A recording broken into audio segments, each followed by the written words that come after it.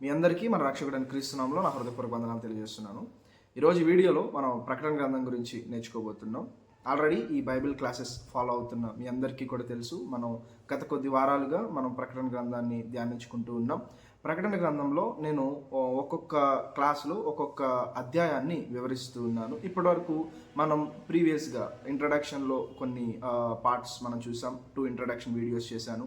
అలాగే ఒక్కొక్క అధ్యాయాన్ని వివరిస్తూ ఇప్పటి వరకు 7 అధ్యాయాల వరకు నేను ఈ ప్రకటన గ్రంథంలో వివరించాను. ఈరోజు ఈ వీడియోలో నేను 8వ అధ్యాయాన్ని వివరించాలని ఆశపడుతున్నాను. ప్రకటన గ్రంథంలో ఇప్పటి వరకు కూడా ప్రీవియస్గా జరిగినటువంటి ఈ 7 అధ్యాయాలు వరకు మీరు గమనించారు. ఒకవేళ మీరు ఎవరైనా సరే ఆ వీడియోస్ చూడకపోతే మన ఛానల్లో ఆ వీడియోస్ ఉన్నాయి, మీరు చూడొచ్చు. రైట్, ఈరోజు 8వ అధ్యాయాన్ని నేను వివరించాలని ఆశపడుతున్నాను. ప్రత్యేకంగా ఈ 8వ అధ్యాయాన్ని గురించి కొంత ఇంట్రడక్షన్ చెప్తాను. ఈ 8వ అధ్యాయంలో మొత్తం మనకి 13 వచనాలు కనబడుతూ ఉంటాయి. ఈ 8వ అధ్యాయం అంతట్లో కూడా ప్రాముఖ్యంగా మనం చూడాల్సినటువంటి విషయాలు ఏముంటాయంటే, ప్రీవియస్ అధ్యాయాల్లో మనం 6 ముద్రల వరకు చూస్తాము. 6 సీల్ వరకు ఓపెన్ అయి ఉంటాయి. 7th సీల్ ఓపెన్ చేయడానికంటే ముందు ఏం జరుగుతుంది అనేది మనం ఈ యొక్క 8వ అధ్యాయంలో చూస్తాము. అంటే 6th సీల్ వరకు ఎక్కడ ఓపెన్ చేయబడుతుంది అంటే 6th చాప్టర్లో ఓపెన్ అవుతుంది. తర్వాత మొత్తం 7 సీల్స్ ఉంటాయి, 7 ముద్రలు ఉంటాయి. 7 ముద్రలు ఉంటాయి. 6 ముద్రల వరకు 6th చాప్టర్ వరకు మనం అది చూస్తాం, 6 ముద్రలు ఓపెన్ చేయడం అనేది. 7th సీల్ ఓపెన్ చేయడానికంటే ముందు ఏం జరిగింది అనేది 7th చాప్టర్లో చూస్తాము. అలా 7th చాప్టర్ మనం చూసినప్పుడు ఆ అధ్యాయంలో 1,44,000 మంది గురించి ఇజ్రాయేలీల యొక్క గోత్రాల ప్రకారంగా గోత్రానికి 12,000 మంది చొప్పున అక్కడ మనం చూసినప్పుడు రూబేన్ కావచ్చు, గాదు కావచ్చు, యోసేపు కావచ్చు, లేవి కావచ్చు, ఇలా గోత్రానికి 12,000 చొప్పున 1,44,000 మెంబర్స్ దేవుని యొక్క ముద్ర కలిగినటువంటి వారు ఉన్నారు అని. ఆ తర్వాత అనేక భాషల నుంచి, ప్రాంతాల నుంచి, ఆయా దేశాల నుంచి దేవుడు జనులందరినీ కూడా లెక్కకు విస్తరించిన వారుగా, అంటే లెక్కింపజాలనంత ఒక గొప్ప సమూహము దేవుని చేత ముద్రింపబడిన వారుగా మనం ఒక గొప్ప సమూహాన్ని కూడా మనం చూస్తూ ఉంటాం. ఇది 6వ ముద్ర తర్వాత 7వ ముద్ర ఓపెన్ చేయడానికంటే ముందు జరిగింది. ఇది 7th చాప్టర్లో మనం ఆల్రెడీ చూసాం. ఈరోజు 8th చాప్టర్లో మనం ఏం చూస్తున్నాము అంటే, ఈ 8th చాప్టర్లో మొదటి వచనాన్ని మనం గమనించినప్పుడు ఒకసారి 8వ అధ్యాయం మొదటి వచనాన్ని మనం చూద్దాం. ఆయన 7వ ముద్రను విప్పుటకు పరలోకమందు ఇంచుమించు అరగంట సేపు నిశ్శబ్దముగా ఉండెను. మొదటి వచనంలో ఏం చెప్తున్నాడు అంటే, 7వ ముద్ర ఇక ఓపెన్ చేయబోతున్నాడు, ఇక ఓపెన్ చేస్తాడు. ఆ 7th సీల్ ఓపెన్ చేయడానికంటే ముందు ఒక అరగంట సేపు అక్కడ నిశ్శబ్దం అనేది నెలకొందంట. ఎందుకు ఈ నిశ్శబ్దం అనేది నెలకొంది అంటే, మనం పాత నిబంధన గ్రంథంలో మనం చూసినప్పుడు హబక్కూకు గ్రంథం 2వ అధ్యాయం 20వ వచనం కావచ్చు, లేదా జకరియా గ్రంథం 2వ అధ్యాయం 13వ వచనం కావచ్చు.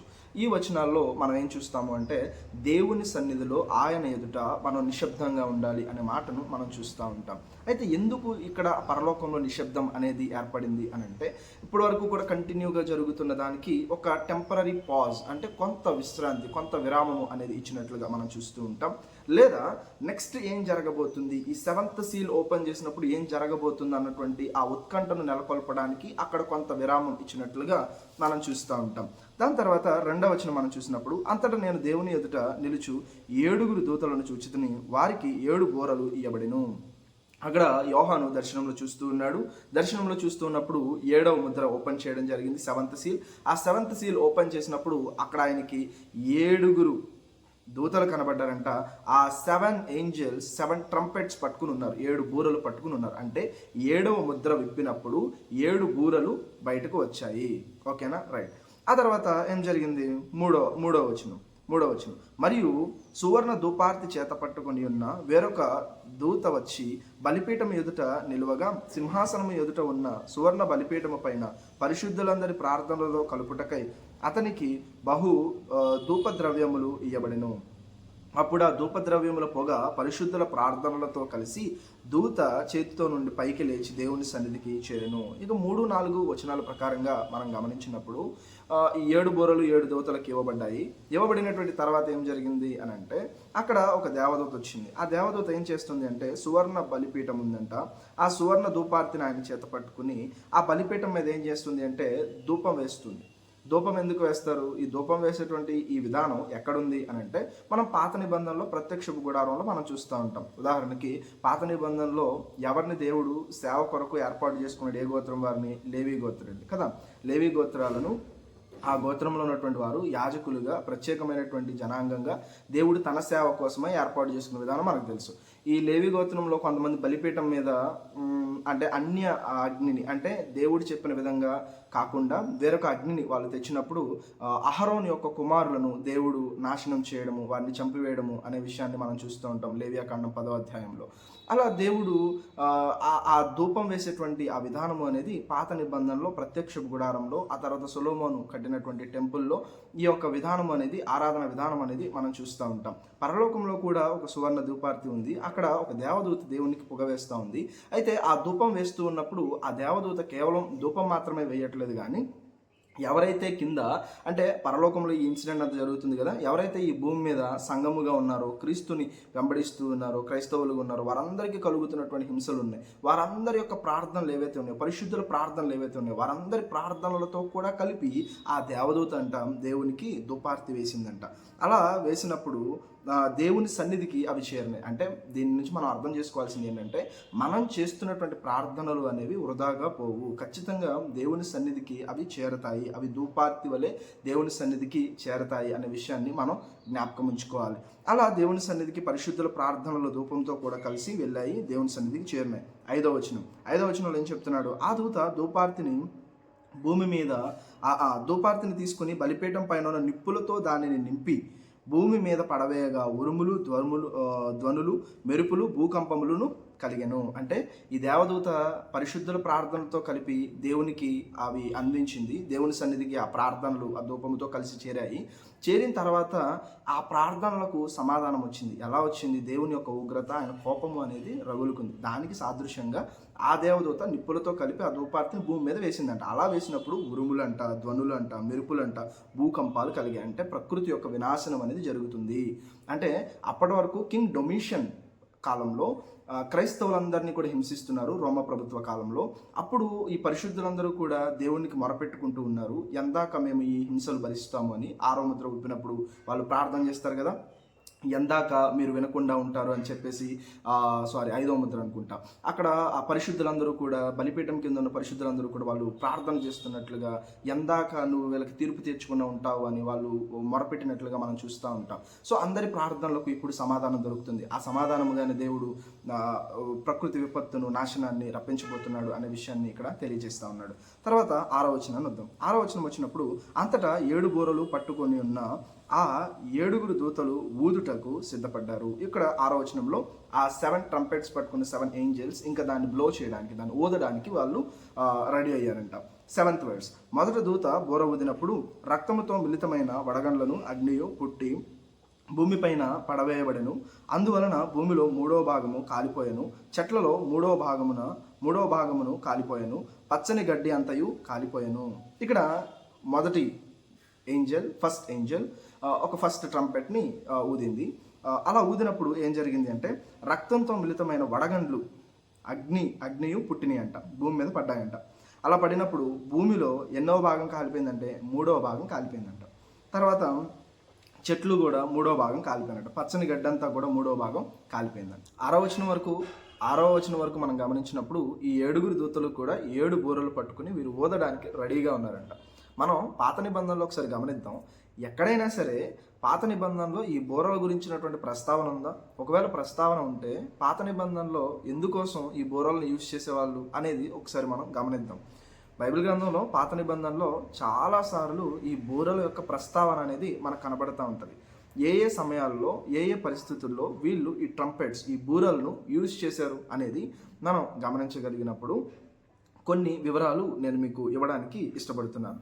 దేవుణ్ణి ఆరాధించడానికి, టు కాల్ అపాన్ వర్షిప్, దేవుణ్ణి వర్షిప్ చేయడానికి వాళ్ళు పిలవడానికి ఈ బూరల్ని యూజ్ చేసినట్లుగా మనం చూస్తూ ఉంటాం. To call upon the people together for battle, అంటే యుద్ధానికి ప్రజలందరినీ కూడా సిద్ధపరచడానికి ఈ బూరలను యూజ్ చేసేవారుగా మనం చూస్తూ ఉంటాం. తర్వాత at the time of coronation of the king, అంటే రాజుల యొక్క పట్టాభిషేక కాలంలో కూడా దీన్ని యూజ్ చేసేవాళ్ళు. దానికి సంబంధించిన రిఫరెన్సెస్ నేను మీకు స్క్రీన్ మీద అందిస్తాను. At the glorification of God, అంటే దేవుడిని మహిమపరచడం కోసం. At the time of trumpets, అంటే ట్రంపెట్స్ ఫీస్ట్ అనేది ఒకటి ఉంటుంది, ఆ సమయంలో కూడా వీరు వీటిని యూజ్ చేసేవాళ్ళు. అలా మనం టు గివ్ అన్ అలామ్, అంటే ప్రజలందరినీ కూడా అలాం చేయడానికి, వార్న్ చేయడానికి, వాళ్ళకి రిమెంబర్ చేయడానికి, అంటే ఏ ఏ సందర్భాల్లో ఏ ఏ పరిస్థితుల్లో వీటిని యూజ్ చేశారు అని ఒక్కసారి మన పాత నిబంధనకు వెళ్తే చాలా పరిస్థితుల్లో దీన్ని యూజ్ చేశారు. ఉదాహరణకు దేవుణ్ణి ఆరాధించడానికి కావచ్చు, ప్రజలందరినీ కూడా గ్యాదర్ చేయడానికి కావచ్చు, లేదా యుద్ధానికి సిద్ధపడడానికి సూచనగా కావచ్చు, లేదా శత్రువులు ఎవరైనా సరే రాజ్యం మీద దండెత్తినప్పుడు కాపలా ఉన్నవారు, ప్రహరీ గోడ మీద ఎవరైతే కాపలా ఉంటారో వారు కూడా ఈ బూరలను ఊది అలర్ట్ చేసేవాళ్ళు. ఇలా మనం గమనించినప్పుడు ఎన్నో రకాలుగా దేవుని ఆరాధించే విషయంలో, యుద్ధం విషయంలో, ప్రజలకు హెచ్చరిక ఇచ్చే విషయంలో, ఇలా ప్రతి ఒక్క విషయంలో కూడా ఈ బూరలను యూజ్ చేసేవారు. ఇంకా క్రొత్త నిబంధన దగ్గరికి వచ్చేసరికి మనం 1 కొరింథీయులకు రాసిన పత్రిక 15వ అధ్యాయము 52వ వచనం ప్రకారంగా మనం చూసినప్పుడు మృతులందరూ కూడా తిరిగి లేస్తారు. ఎప్పుడు? కడబూరం రోగగానే, అంటే పునరుద్ధానం చెందేటప్పుడు కూడా ఈ బూరలు యూజ్ చేయబడతాయి. అది కడబూర, చివరి బూర అనేది మనం చూస్తూ ఉంటాం. ఆ తర్వాత దేవుడు తన వేవేల దూతల సమూహముతో ఆయన రాబోతున్నాడు, ఆర్భాటముతో గొప్ప సమూహముతో ఆయన రాబోతున్నాడు అనేది కూడా మనం చూస్తూ ఉంటాం. అంటే ఇలా మనం గమనించినప్పుడు పాత నిబంధనలోనే కాదు కానీ క్రొత్త నిబంధనలో కూడా వాటి గురించినటువంటి ప్రస్తావన మనం చూస్తూ ఉన్నాం. ఇంకా ఈ బూరల గురించినటువంటి ప్రస్తావన మనం గమనించినప్పుడు ఈ బూరల గురించినటువంటి ప్రస్తావన ప్రత్యేకంగా ఆ ప్రకటన గ్రంథంలో ఎందుకు యోహాను గారు రాస్తున్నారు, ఎందుకు యేసు ప్రభు ఈ దర్శనంలో ఈ విషయాలు చూపిస్తున్నాడు అని అంటే, పాత నిబంధనలో ఒకవేళ ఆనాడు ఉన్నటువంటి క్రైస్తవులు ఎవరైతే ఆ రోమా ప్రభుత్వం వల్ల హింస పొందుతున్నారో వాళ్ళకి ఒక గొప్ప ఆదరణ కలగడానికి, ఎలాంటి ఆదరణ కలుగుతుంది, ఎలాంటి ఆదరణ అంటే ఈ బూరలను వాళ్ళు జ్ఞాపకం చేసుకుంటున్నప్పుడు, ఈ బూరల గురించి వాళ్ళు చదువుతున్నప్పుడు వాళ్ళకి ఏం జ్ఞాపకం ఉండొచ్చు, ఏం జ్ఞాపకం ఉండొచ్చు అంటే పాత నిబంధనలో యెహోషువ కాలంలో యెరికో మీద వాళ్ళు విజయాన్ని సాధించినటువంటి ఆ ఇన్సిడెంట్ అనేది వీళ్ళకి జ్ఞాపకం వచ్చి ఉండొచ్చు. ఎందుకంటే దేవుడు ఆ యెరికో పట్టణాన్ని వాళ్ళకి స్వాధీనం చేయడానికి, యెరికో పట్టణం మీద వాళ్ళు విజయాన్ని సాధించడానికి దేవుడు చాలా, అంటే ఎంత సునాయాసంగా, ఎంత గొప్పగా దేవుడు వారి పక్షముగా ఉండి వారికి చెప్పినటువంటి ప్రణాళిక చొప్పున వాళ్ళు చేయడాన్ని బట్టి వారికి గొప్ప విజయం వచ్చింది కదా. 6 రోజుల పాటు ఆ ప్రహరీ గోడ చుట్టూ కూడా వాళ్ళు తిరుగుతారు.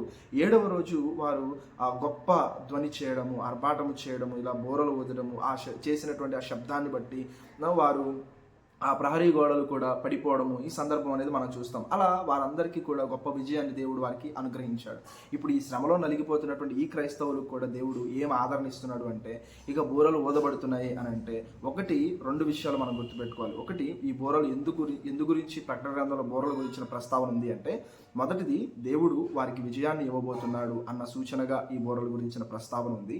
రెండవది, ఎవరైతే మారు మనసు పొందలేదో, ఎవరైతే అన్యులుగా, ఎవరైతే హింస పెడుతున్నారో, ఎవరైతే దేవుని ఎరగని వారిగా ఉన్నారో అలాంటి వారికి కూడా ఒక హెచ్చరిక మాదిరిగా దేవుడు ఈ విషయాలు ఇస్తున్నట్లుగా మనం చూస్తున్నాం. ఒకటి, హింస పడుతున్నట్టు క్రైస్తవులకి విజయాన్ని ఇస్తున్నట్లుగా. 2, మారని వారికి, మార్పు లేని వారికి, మారు మనసు పొందని వారికి అవకాశం ఇస్తున్నట్లుగా, వారికి హెచ్చరిక కలుగజేస్తున్నట్లుగా ఈ బోరల గురించినటువంటి ప్రస్తావన మనం చూస్తూ ఉన్నాం. ఇప్పుడు మనం 7వ వచనంలో ఉన్నటువంటి మొదటి బోర ఊదినప్పుడు ఏం జరిగింది అనేది మనం చదివి దాని గురించినటువంటి వివరణ మనం చూద్దాం. 7వ వచనాన్ని మనం చదివినప్పుడు, మొదటి దూత బోర ఊదినప్పుడు రక్తముతో మిళితమైన వడగండ్లను అగ్నియు పుట్టి భూమిపైన పడవేయబడెను. అందువలన భూమిలో 3వ భాగము కాలిపోయాను, చెట్లలో 3వ భాగము కాలిపోయాను, పచ్చని గడ్డే అంతయు కాలిపోయాను.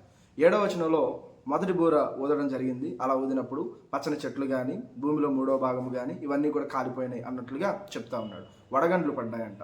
మనం పాత నిబంధనలో ఎక్కడైనా సరే అలాంటి ఇన్సిడెంట్స్ జరిగినాయా, ఎక్కడైనా సరే వడగండ్లు పడ్డాయా, అగ్ని వడగండ్లు ఇవి ఎక్కడైనా పడ్డాయా అని ఆలోచిస్తే, మోషే ఐగుప్తు ప్రాంతాన్ని వెళ్ళినప్పుడు అక్కడ దేవుడు ఐగుప్తీయులకు తీర్పు తీర్చినప్పుడు ఏ విధముగా అయితే 10 తెగుళ్లను రప్పించాడో అలాంటి విధముగానే దేవుడు ఇక్కడ కూడా ఆ తెగుళ్లను రప్పించడము, లేదా అలాంటి తీర్పు ఇక్కడ కూడా తీర్చబోతున్నాడు అన్నట్టుగా మనం ఈ ప్రకటన గ్రంథంలో చూడొచ్చు. మరి ఇలాంటిది ఎక్కడుంది అని మనం గమనించినప్పుడు ఒకసారి మనం పాత నిబంధనకు వెళ్తే నిర్గమాకాండము 9వ అధ్యాయము 23 నుంచి 25 వాక్యాలు చదువుకోండి. నిర్గమాకాండం, ఎక్సోడస్ చాప్టర్ 9 verses 23 to 25. ఇక్కడ మనం ఏం చూస్తాము అంటే, ఆ ఐగుప్తీయులకు ఏదైతే దేవుడు తెగుళ్ళను రప్పించాడో, సో ఆ వడగండ్లు, అగ్ని, వాటి గురించినటువంటి ప్రస్తావన మనం పాత నిబంధనలో చూస్తాము. సేమ్ అలాంటి తీర్పు ఇక్కడ దేవుడు కూడా ఇవ్వబోతున్నాడు. ఇక్కడ 3వ భాగము అని అన్నాడు. అంటే మొత్తం అంతా కూడా నాశనం చేయాలన్న దేవుని ఉద్దేశం కాదు, 3వ భాగం వరకే నాశనం చేస్తున్నాడు. ఎందుకంటే మిగిలిన వారందరూ కూడా అది చూసి మారు మనసు చెందాలి. ఒకసారి గుర్తుపెట్టుకోండి, పాత నిబంధనలో ఐగుప్తీయులకు ఐగుప్తీయులకు దేవుడు తెగుళ్ళను రప్పించాడు, కానీ ఇశ్రాయేలులో ఎవరికి కూడా ఆ ఒక్క తెగులు వల్ల కూడా హాని కలగలేదు. ఆ 10 తెగుళ్లలో ఒక్క తెగులు వల్ల కూడా ఇశ్రాయేలులకు హాని కలగలేదు. హాని అంతా ఎవరికి కలిగింది? కేవలం ఐగుప్తీయులకు మాత్రమే. ఇక్కడ కూడా ఎవరైతే రోమా ప్రభుత్వం వలన హింసింపబడుతున్నారో వారికి ఎలాంటి హాని జరగదు, క్రైస్తవులకు ఎలాంటి హాని జరగదు. ఎవరికి హాని జరగవచ్చు? ఎవరైతే హింసిస్తున్నారో, ఎవరైతే బానిసలుగా చేసుకుని వారి మీద ఆధిపత్యాన్ని చలాయిస్తున్నారో, అన్యాయంగా నడుచుకుంటున్నారో వారిపైనే తీర్పు జరుగుతుంది అన్నది మనం గుర్తుపెట్టుకోవాలి. ఓకేనా? సో ఈ 7వ వచనంలో మొదటి బూర ఊదినప్పుడు ఏం జరిగింది, ఎవరి మీద ఈ విపత్తు కలిగింది అని అంటే భూమి మీద. ఓకేనా? భూమి యొక్క వినాశనాన్ని గురించి అక్కడ మాట్లాడుతూ ఉన్నాడు. మొత్తం అంతా కాదు, కొంత భాగం మటుకు. తర్వాత 2వ బూర ఊదినప్పుడు ఏం జరిగింది అనేది మనం చూద్దాం. 8వ వచనంలో చెప్తున్నాడు, 2వ బూర ఊదినప్పుడు అగ్ని చేత మండుచున్న పెద్ద కొండ వంటిది ఒకటి సముద్రంలో పడవేయబడెను. అందువలన సముద్రంలో 3వ భాగము రక్తమాయమాయను. సముద్రంలోని ప్రాణము గల జీవులలో 3వ భాగము చచ్చెను. ఓడలో 3వ భాగము నాశనమయ్యను. అంటే ఇక్కడ చూడండి, 2వ బోర ఊదినప్పుడు ఏం జరిగింది అంటే, ఇది మొదటి బోర అయితే భూమి మీద నాశనము, 2వ బోర వచ్చేసరికి సముద్రం యొక్క నాశనం గురించి మాట్లాడుతున్నాడు. ఎందుకు సముద్రం యొక్క నాశనము అంటే, ఆ కాలంలో ఎక్కువగా ఓడ యొక్క రవాణా, సరఫరా, వ్యాపారము ఇవన్నీ కూడా ఎక్కువగా ఓడ మీద జరిగాయి, అంటే సముద్రం మీద జరిగాయి. సో అప్పుడు ఈయన అంటే దేవుడు ఎలాంటి తీర్పు వారికి ఇవ్వబోతున్నాడు అంటే, మొదటిది వారికి ఉన్న పంటను కావచ్చు వీటన్నిటిని కూడా నాశనం చేస్తాను, భూమిని నాశనం చేస్తాను. 2వ బోర ఊదినప్పుడు దేవుడు ఎలా నాశనం చేస్తానని చెప్తున్నాడు అంటే, వారి యొక్క సముద్రము లేదా వారి వ్యాపారము, వారి వాణిజ్యాలన్నింటినీ కూడా నేను నాశనం చేస్తాను అనే విషయాన్ని తెలియజేస్తున్నాడు. ఇప్పుడు 2వ బోర ఊదినప్పుడు ఏం జరిగింది అంటే, సముద్రం మీద, సముద్ర జీవుల మీద ప్రభావం పడింది. ఇప్పుడు పాత నిబంధనలో కూడా 7వ అధ్యాయం 20-21 వచనాలు మీరు చూసినప్పుడు, ఎక్కడ పాత నిబంధనలో నిర్గమాకాండంలో 7వ అధ్యాయం, ఇక్కడ కూడా ఆ మోషే కాలంలో వచ్చినటువంటి ఆ 10 తెగుల్లో ఒక తెగులు ఏంటి అంటే నీళ్ళన్నింటినీ కూడా రక్తమయం చేయడం, అలా ఆ నీటిలో ఉన్నటువంటి చేపలన్నీ కూడా చనిపోవడం, నీటిలో ఉన్న జీవులన్నీ కూడా చనిపోవడం, ఈ విషయాలన్నీ కూడా మనం పాత నిబంధనలో చూస్తాం. సేమ్ అలాగే ఇక్కడ కూడా దేవుడు అలాంటి తీర్పును ఇక్కడ కూడా ఇవ్వబోతున్నాడు అనే విషయాన్ని యోహాను గారు మనకి జ్ఞాపకం చేస్తూ ఉన్నారు. తర్వాత మనం 3వ బోర దగ్గరికి వెళ్దాం. 3వ బోర ఊదినప్పుడు ఏం జరిగింది అనేది మనం చూద్దాం. ఇది 10వ వచనంలో ఉంది. 3వ బోర ఊదినప్పుడు దివిటీల వలె మండుచున్న ఒక పెద్ద నక్షత్రము ఆకాశం నుంచి రాలి నదుల 3వ భాగం మీద నీటి బుగ్గల మీదను రాలెను. 3వ బోర ఊదినప్పుడు ఏం జరిగిందంట, ఆకాశం నుంచి ఒక పెద్ద నక్షత్రము రాలిందంట. దివిటి వలె మండుచున్న ఒక పెద్ద నక్షత్రం రాలిందంట. అది రాలి ఎక్కడ పడిందంట, నదుల 3వ భాగం మీద నీటి బుగ్గల మీద పడింది. అంటే నదుల మీద పడింది. నదుల మీద ఎందుకు పడింది? 2వ బోర ఊదినప్పుడేమో సముద్రం మీద పడింది. ఓకేనా? సముద్రంలో నీళ్లు త్రాగడానికి పనిచేయవు, కానీ నదులలో నీరు త్రాగడానికి పనిచేస్తాయి. అంటే త్రాగు నీటి మీద దేవుని యొక్క ఉగ్రత పడింది. ఒకవేళ మనిషి త్రాగే నీరే కనుక లేకపోతే మనిషి బ్రతకడం సాధ్యమవుతుందా? లేదు కదా. సో అలాగే దేవుడు మొదటిదేమో భూమి మీద, 2వది వచ్చేసరికి ఏమో సముద్రం మీద, 3వది వచ్చేసరికి ఏమో మంచి నీటి మీద దేవుడు ఉగ్రతను చూపిస్తున్నట్లుగా, నాశనం చేస్తున్నట్లుగా మనం చూస్తున్నాం. అయితే 11వ వచనం, ఆ నక్షత్రమునకు మాచపత్రి అని పేరు, అందువలన నీళ్ళల్లో 3వ భాగము మాచపత్రి ఆయను. నీళ్లు చేదైపోయినందున వాటి వలన మనుషుల్లో అనేకులు చచ్చిరి. అంటే చాలామంది మనుషులు నీళ్ళన్నీ చేదైపోవడం వలన ఆ నీటిని తాగలేక చాలామంది చనిపోయారు అనేది అక్కడ చెప్తున్నాడు. ఆ నక్షత్రానికంట, రాలిన నక్షత్రానికి పేరేంటంట మాచపత్రి అంట. సో ఆ మాచపత్రి, ఆ నీళ్ళన్నీ కూడా అది పడడం వల్ల ఏమైపోయినాయి అంట, ఆ నక్షత్రం ఏదైతే మండుచున్న నక్షత్రము, మాచపత్రి అని పేరు కలిగిన చేదైన నక్షత్రం ఏదైతే ఉందో అది నీటిలో పడంగానే నీళ్ళన్నీ చేదైపోయినాయి. అలా చేదైపోవడం వల్ల జలంలో ఎవరు కూడా మనుషులు త్రాగలేక చాలామంది చనిపోయారు అనే విషయాన్ని అక్కడ తెలియజేస్తూ ఉన్నాడు.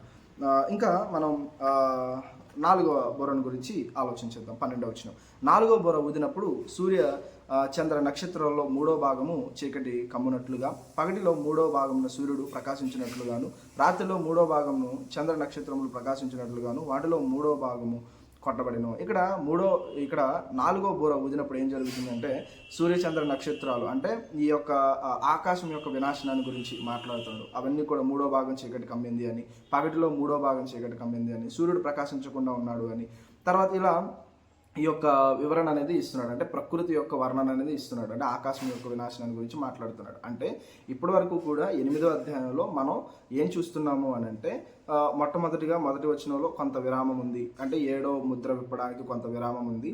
ఆ విరామం తర్వాత ఏం జరిగింది అని అంటే 7వ ముద్ర విప్పడం జరిగింది. అలా విప్పినప్పుడు 7 దూతలు 7 బూరలు పట్టుకొని వచ్చారు.